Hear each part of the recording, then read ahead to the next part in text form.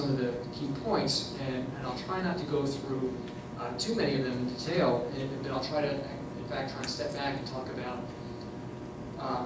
some ideas about strategy, about where we can go from here, and try and steer the discussion in that direction. But of course, we have to look at some of the key critical moments that we've experienced in the last number of years. The key one, obviously, would be what happened at the UAW with General Motors and Chrysler in particular, the auto industry overall. You know, back in December of 2008, we saw the potential for labor to actually speak up for working people, union and non-union, who were furious at the capitalists for crashing the economy, fearful about what was about to happen to them. They were able to rally to the Republican windows and doors workers who took the bold step of occupying their factory when their owner refused to pay the severance that was due them and simply locked the doors. And of course, through that occupation, they were able to compel Bank of America, even though it had no legal standing in relationship to that workplace, were able to compel them, the bank having just gotten a massive influx of capital from the federal government, to actually come across with the amount of money that the workers needed to win their severance. And I think it's important to step back, for those of us in Chicago who can remember that in detail, and think about that. Here you had a group of workers, virtually all of them people of color, most of them immigrants, who suddenly became the face of workers in this country. And that's what we're thinking about now in the wake of that big backlash in Arizona. That was the face of working class America. Was people like Armando Robles, Ricky Macklin, the worker leaders and the United Electrical Workers at Republic Windows and Doors. And within a matter of days, the solidarity networks went beyond the usual suspects of activists who hold labor activism together in this town to broader sections of the labor movement. Then the politicians started climbing on board. And given that the world press was gathered in Chicago in the wake of Obama's election, it became an international phenomenon very quickly. And it really showed, I think, the potential for labor and collective action to be a pole of attraction for people in hard time and desperate times. People rallying to workers, wanting to support them and be able to push back.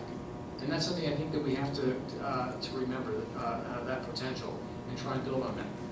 The problem, of course, was that just a few weeks, or really virtually at the same time as that was taking place, negotiations were unfolding in the auto industry around General Motors' impending bankruptcy, which, with the incoming Obama administration, resulted in the United Auto Workers agreeing for a deal for a massive reduction in jobs, huge elimination of decades of work rules, very deep cuts in benefits as well. And the consequence of that, of course, is that General Motors, which 40 years ago, I should say, employed about 400,000 workers, today employs just about 35,000. What was once seen as the kind of the touchstone for organized labor in this country in terms of the best working conditions, the best pay, the best standard of living, has been reduced to really an institution which is dragging the whole of the working class backwards. What was our strongest section in the labor movement became actually something that was a dead weight pulling the rest of the movement down.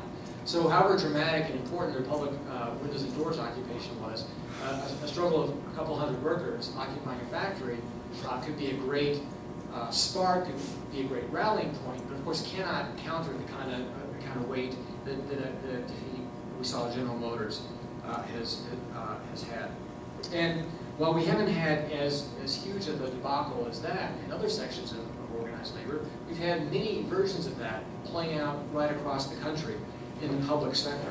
And of course, we remember that the Great War on Labor went into full frontal mode under Ronald Reagan when he fired more than 10,000 air traffic controllers who dared to strike in violation of the law back in 1981.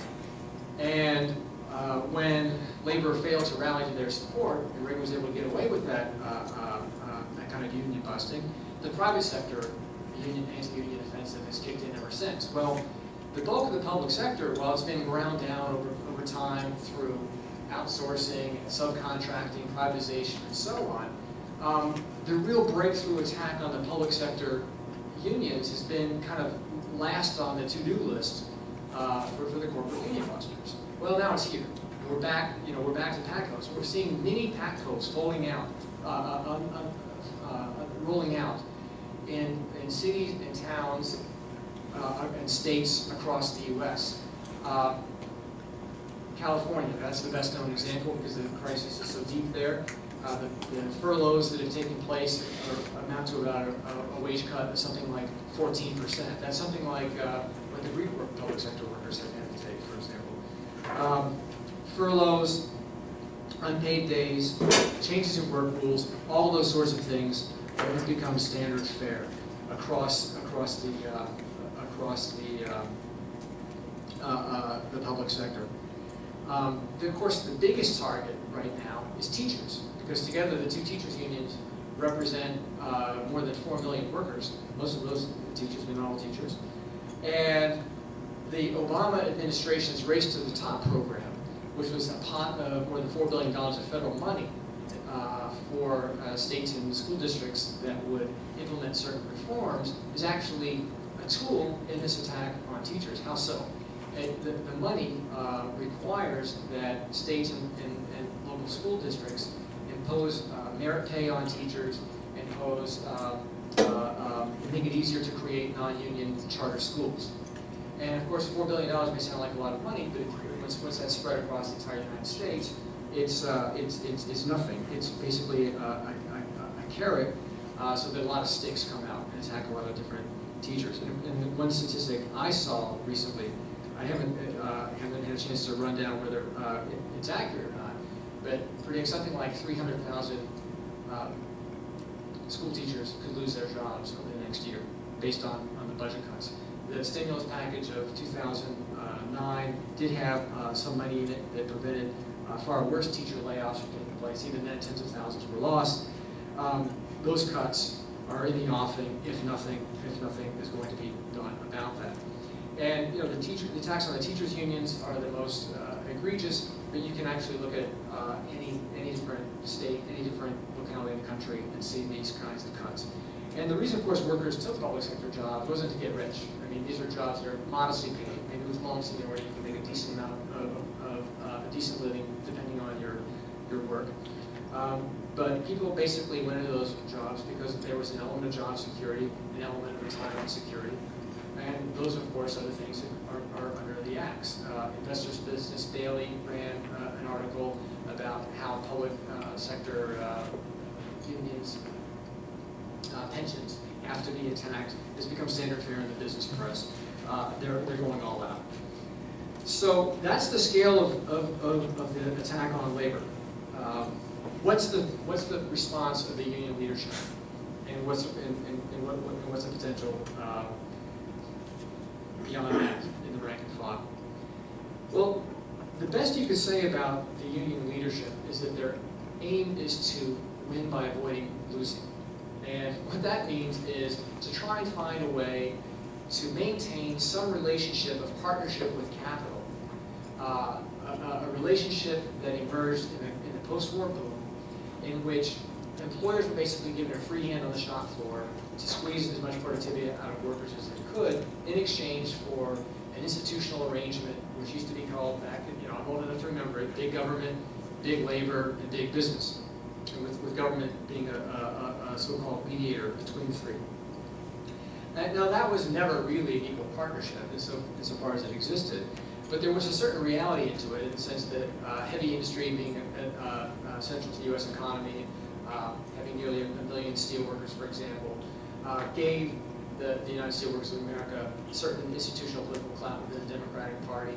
There was pattern bargaining that compelled the big employers, U.S. Steel, and the smaller companies to sit down across the table, come up with a pattern arrangement that would guarantee workers steady rises in wages and benefits. Now, there were always blind spots with that. If you were black, if you were a woman, these arrangements never overcame anything like the institutional discriminations that are rooted in U.S. capitalism, far from it.